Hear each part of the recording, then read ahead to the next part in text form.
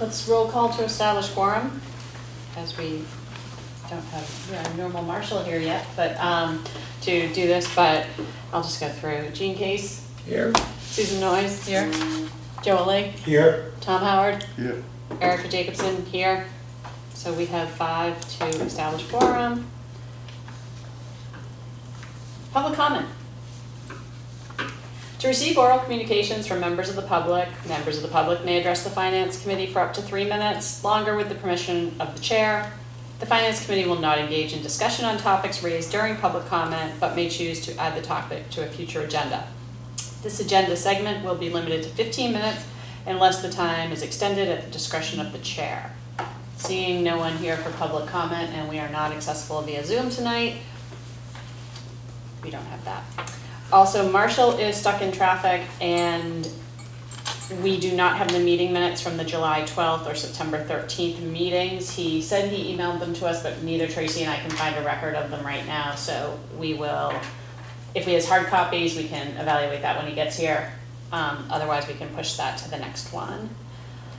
Town Administrator's Report, and I will also hand out right now the end of year FY22 financial. Down. Marshall and Frank.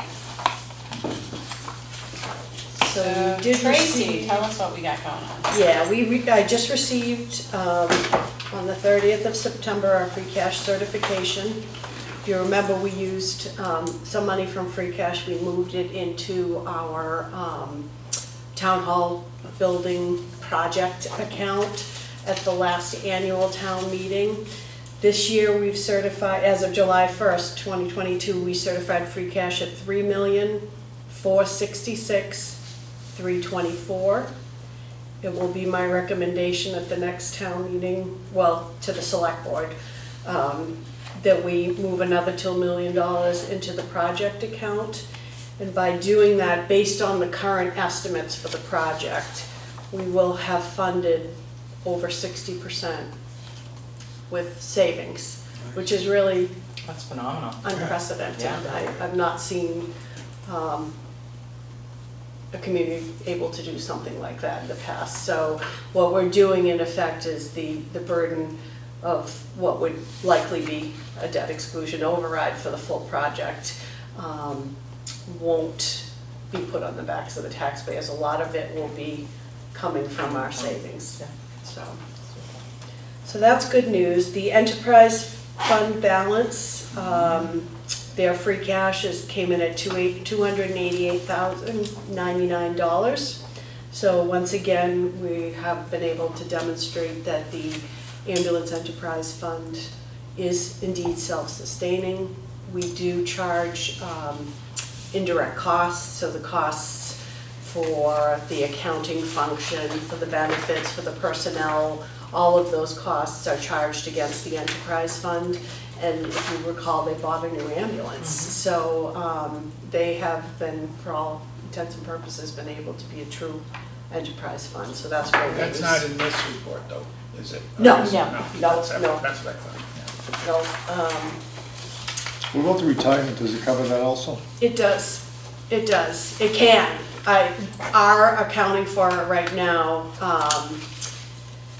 so our employees, they work as firefighters and ambulance employees, so we try to take about, a 25% or portion of their benefits and charge them against it, but it's not 100% because they're not 100% employed by the ambulance. They're just partially employed by ambulance. So, and I know Chief Janvin is working on putting together another proposal for this year's operating budget. I think you've all seen it or heard at one point in time there was a 5-year plan, and it's been rolling over year after year, and we've been able to fund additional shift coverage throughout that period, but he's also working on some grant funding to potentially fund additional personnel.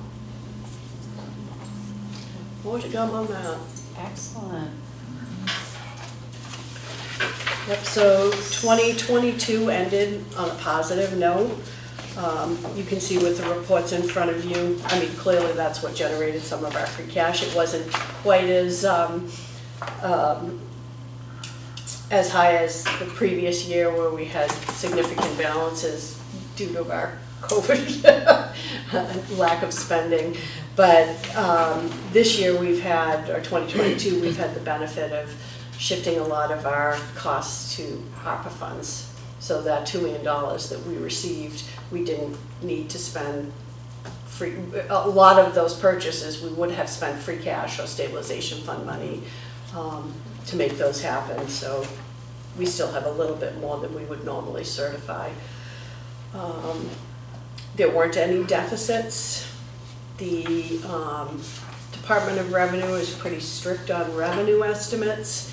We base them, in reality, we base them on, a couple of years. Usually we do about a 5-year analysis to see where we've come in on revenues. We try to adjust them accordingly.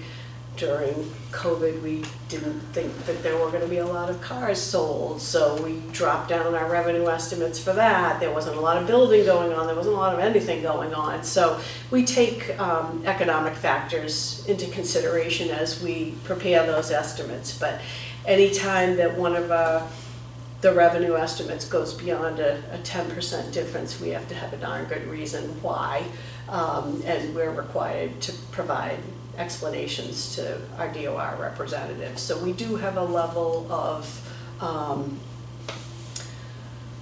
oversight, if you will, on all of the budgeting endeavors that we do on an annual basis. And that 10%, is that if you underestimate by 10% as Either. well? Either way? If there's a Okay, variance, so if there's either variance. way. Okay. Ours have all come in, within, I think they were all within 6% this year, so we did relatively well. Revenues? Mm-hmm. So why am I reading this? License, for example, I was just gonna ask a question about licenses and permits. Mm-hmm. That certainly was a lot more than what was estimated, right? Mm-hmm. So licenses and permits. This says we collected 152%. That's just one. Is that what we are talking about? Yep. Those are, so what you're seeing here on your June 30th collections. Previously, the FinCom had asked me to do year-to-year comparisons. Quite frankly, I don't know what kind of beneficial information that provides to you because every year is so different. The second one, the one on the bottom, shows you a percentage as, collections as a percentage of the operating budget. Of the operating budget? Yep. Not of the estimates? Well, you can see our recap estimates, what we initially had budgeted when we do the recap sheet in December of each fiscal year. Yeah. And what our actuals came in, and then a percentage of Actually, what was collected. the question I really was gonna ask is, how did we happen to collect so much more licenses and permits? It was probably over the estimate because of COVID kind of Probably shifting the underestimated. second half So, of the year. so previous It year, got pushed off the year. Yeah, that's usually what happened. And sometimes, I think, Gene, you've seen in years when the federal government payments are late. yeah, You'll I know see that, them I know that. in Yeah. a subsequent year. So there's nothing out of the ordinary. No. What about with respect to expenditures? Is that expenditures were down, right? Same with expenditures. We had problems, making some purchases over the last fiscal year, believe it or not. Getting vehicles, some of them took a lot longer for us to purchase. Materials, it took a lot longer to get. Yeah. Some of them we just couldn't get and we had to substitute. But there were a couple of closeouts, for example, the reserve fund. I mean, it's not unusual for us to spend up to or close to the full 150,000. This year we had 72,000 that was unexpended that closed out to free cash. That's somewhat unusual for us. Again, because some of it is in the ARPA stuff that may have come to Exactly. a reserve Exactly. fund transfer, like that. We had some savings in the tree warden expense account. Yeah, I saw that. The The bucket truck and the work that the DPW has been doing has really reduced what we've been spending. I did talk to the tree warden about whether or not we need to consider reducing that, and he said, no, he's gonna be doing a public hearing, and there are a significant amount of trees that they're gonna be taking down, and a lot of them are along the electrical wires, and our guys can't do that, so he said, don't, and we've gotten away from the culture. When I first got here, it was very much, if you don't spend it at the end of the year, your budget will be reduced, it will be cut. So there was no incentive for the department managers to, be a little cautious with their spending. We've gotten away from that. If they don't have to spend it, they don't spend it now, whereas before there was a big frenzy. You could see in May, like late May, early June, all this money would be spent. Now they get credit for not fully expending their appropriations, so we've got definitely a different culture now. How much of the unexpended went towards free cash? How much was All of it. moved to, how much was it in the unexpended Total amount? amount last year was just over 600,000.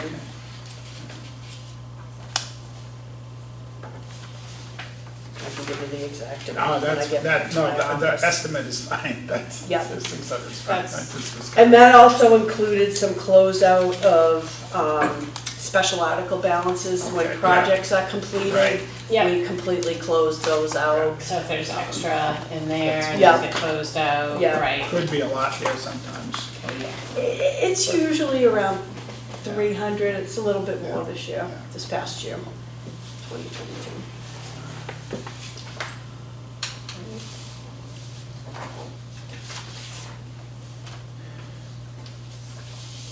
So that's about where we are.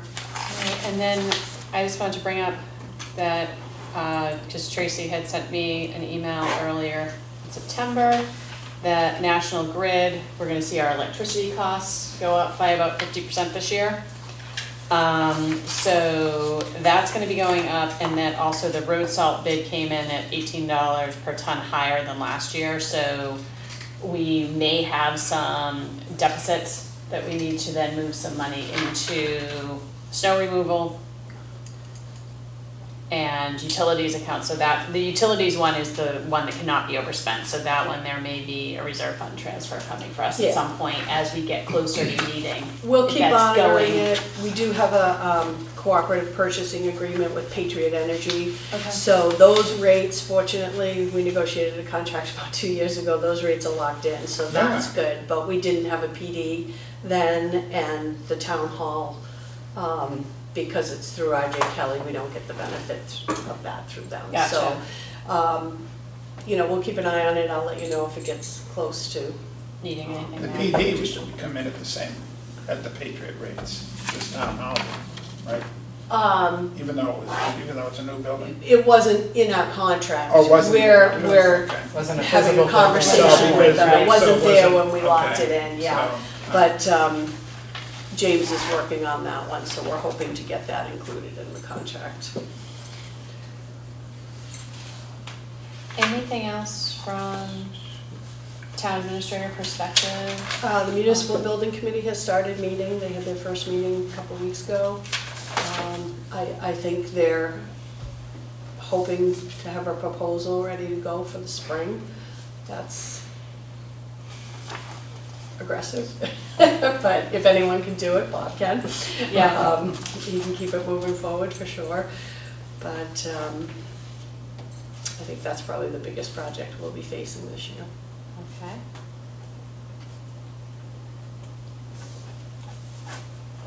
Any other? And in terms of ARPA funds, are we still able to, the Board of Select Board is still working through any requests, and we've got a little bit of time left on those? We have a little bit of time left to end. I think we've got a little over $300,000 left. But Okay. what happens is, projects that were approved, Yep. for example, these numbers aren't accurate, but we had a vehicle purchase of $30,000 and they only ended up spending $28,000. That $2,000 then can be awarded to Okay. another request. So we've got quite a few out there. They're all in various stages of completion, but most of them have been, it's somewhere along the way. I know they're having a problem getting a shellfish vehicle. Replacing that truck is taking a while. Obviously, the COA is over multiple years. They're preparing an RFP for the van purchase. The ball fields have been done. I don't know if anyone's seen them. They did a really nice job. So that's behind us. I thought they had a truck already put aside for the shellfish. Not that I'm aware of. But when the chief met with us the last time, he talked about it was a basic truck and That was the cost that he presented for the opera grant? my understanding was that they had a truck put aside, that it was a basic truck that they were getting, it wasn't gonna be a big deal to get it.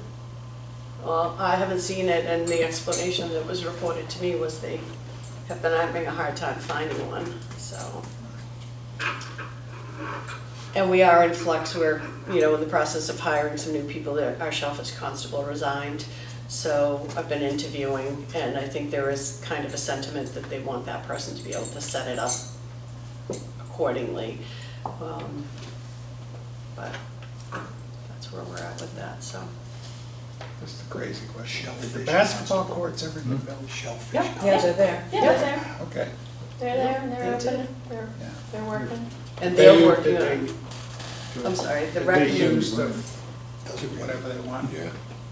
Yeah, think about it. Yes, the safer. yes. I can't Yes. think of what it is, but yes. Yeah, they got Material. material. And they're in the Can't think of the name process, of the rec committee's in the process of doing like a master plan for the whole Central Street playing fields area. They're talking about playgrounds and canoe launches and things like that. So before they get too far along, they're gonna work hopefully with Chris Huntress again to kind of put it all on paper first. And then we'll pick away at it a little bit at a time. Right. Where are they with getting the highway truck plow that they're talking about, and we're talking about there might be a delay in production, is that gone anyways?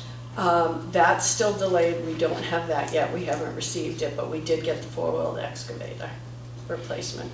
That was just sheer luck. They happened to have one, someone had ordered it and couldn't pay for it for whatever reason, some town, and it happened to be on the lot when we were looking for it after we had gotten the ARPA grant approval, so that one worked out really well. Were they able to lock in a price on the plow? I'm sorry? Were they able to lock in a price on the plow? And they're just waiting? Oh, yeah, Or they yeah, were- they're just okay. waiting for it to be delivered, yeah. Yeah, we purchase most of those things through a consortium. Mhm. They lock in the prices through the state bids.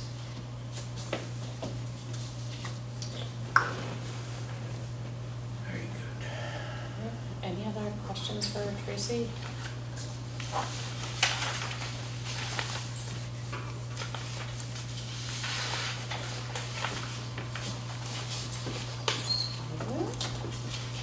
Moving on to old business. Tom, were you able to get to the DCC meeting? I did, How was that? long. You were misinformed. Thanks for It's, covering 1 that. hour. Did Brian talk a lot? Brian likes to talk. So there's not gonna be, the opening was a lot smoother this year than in the past. There's no mask mandates, they don't see any coming. The school does have a new website that went online just a short time ago. It's much simpler, it's more user-friendly. They're working on the logo revamp for the Vikings, more of a unified logo, and they're looking for input from the public at this point. As part of that, they're talking about rebranding. The MCAS came in not positive. They were lower than expected, but they said that fell also in line with what was seen throughout the state. Busing, I was a little confused on what they were saying. They said that they have full busing personnel, but that they have no extras. I can tell you from a parent who's on the receiving end of the text messages that pretty much it's a roulette game every day. It's, you get some message that, like bus 16 is now covering for bus 24, both routes will be delayed, and it's a Staff. It's a shortage. staff My point, They shortage. said they were 100% full, but they have 2 drivers out on extended medical leave, so in my mind, that tells me you're down 2, but I couldn't get that real clear. So anyways, they said that they are combining bus routes and they're notifying people as it need to be. Yep. Does still NRT have the contract? Yes. Yes. And basically, they're everybody, they're salters, they're everybody. Yeah, They bought salters. I know they bought Salter. Large percent of the staff at the school is kind of interesting. There's 5 years or less in the learning curve, in the mental health issues, and 33% out of, they got 33 students that are out of district right now. They say there's always the expectation that they're gonna bring them back into the system. The lady that was there talking about it be, the expectations are 2 to 3 years. When I asked Brian about that question, he said that they don't expect any of them coming back. So there's 33 out and they don't expect any of them coming back this year at least.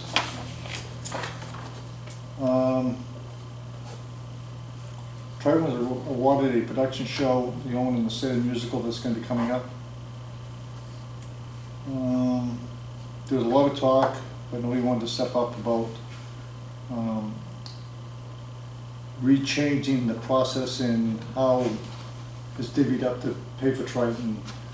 I'm on that committee, that Ongoing. subcommittee. It's ongoing. We're not gonna, as, the last we left it last year was that we explored a lot of different options. And I don't think we came up with any that would meet the criteria of either earlier or we had like kind of a mandate of like whether we could do it so that every town could know earlier in the process what their proportion would be, but then what did you base it off of, and whether most of them involved continuing to use the 2-step, which means that if we wouldn't then be able to use it earlier, so. There was some talk about maybe doing something for a set period of time, 3 to 5 years, to take and say, can we try this, and then have one town, if they decide to bail out, it goes back. Because everybody has the fear of the unknown, and so until that unknown is done, the wheel is just spinning. Yeah. So for now, they're gonna stick to the 2-step method. Now we're gonna stick to the State recommended. state recommended 2-step method, that none of the alternatives, we modeled it backwards and forwards, and Kyle and I were running Excel models of everything, and the group of us all were it didn't come out in a way that was cleanly making sense in any way. So it just doesn't seem like, we know that we investigated it, but it's just a really hard number to. And the positive thing was that Triton was seen as being one of the selected to be further studied for the school planning and for the funding. If it goes forward, they only got 9 months from when it's awarded to take and make it move. Brian is under the belief, and they cautioned him, whoever was with him, said, I don't want to be mistaken here, that he thinks that he can find $1 million it's going to cost to do the planning and the initial studies. And if that be the case, then that would only go to the taxpayers for the school itself. They're still in the investigative stages, so they don't have the $1 million, but he felt very confident that they might be able to do that. The next meeting is on the 27th at here. Thank you so much for covering that. I think the walkthrough of the building of Triton with the not the municipal building committee, with the state. State tax and engineers. Yep, I think that's Friday, if I'm not mistaken. But that's the overall, that's positive, we did not get rejected from the state, the letter of interest, so hopefully it means we're still in the running. And you thought that answer would be somewhere in December, and they'd have 9 months from that point to go forward. What is the contingency in the state walkthrough? I mean, what is it? I don't know, because that wasn't part of the original, like when it was first put forth, Mhm. that was never mentioned as a option, but I think it's something that the, why is the acronym escaping me? SBA. SBA. Yep, that they then said that they wanted to do a walkthrough of the physical. Okay. But Structure. is that standard operating procedure of where they Yeah, are in the of where we are, process? yeah, Have a walkthrough, a state walkthrough. yeah. And does anybody know the criteria of what they look for there? Look for the most ramshackle looking buildings. I mean, you hope for a rainy day and then you bring them up there. You mean like the mice that are literally running around Right. while the kids are in school? Right, or the soggy carpets or what is it? Oh, yeah. No, They have the report from. They have the is it report, yeah, February? the report went from 2 years, no, a year ago. It was sent through, Who yes. generated that report? Habib and Associates, I believe. Yep. Is that right? Yeah, It's systems, really. Yeah. Life of systems. it's life of systems, and the cost estimates that were in that were to, if it was, the round figure was about 65 million, but that was to fix everything back to exactly the same as it was, not necessarily like, so like Upgrade. replacing all the concrete with concrete, not necessarily like revamping some materials and design things, so that's why it's not really like that alone probably wouldn't be a plan.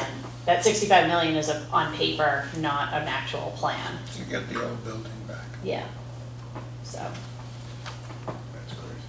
yeah, so. And then master plan, I know Marshall's usually our person for that, but I think that's, I don't even think that group's meeting No, it's anymore. moving forward. It's moving forward? Yep, we hired a consultant, Emily Innes, and they have been meeting, and that is moving forward. Yep.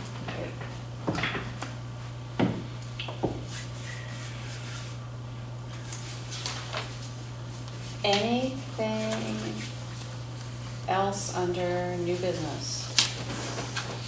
Is there a fall town meeting planned or not? You don't know? No. Good. No fall town meeting. As of this moment. Okay. Usually we'd be making plans if there was gonna be one. Yeah, yeah.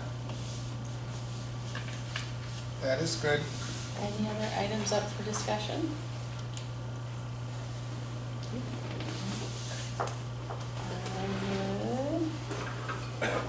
Entertain a motion to adjourn? So move. Second? All in favor? Aye. Aye.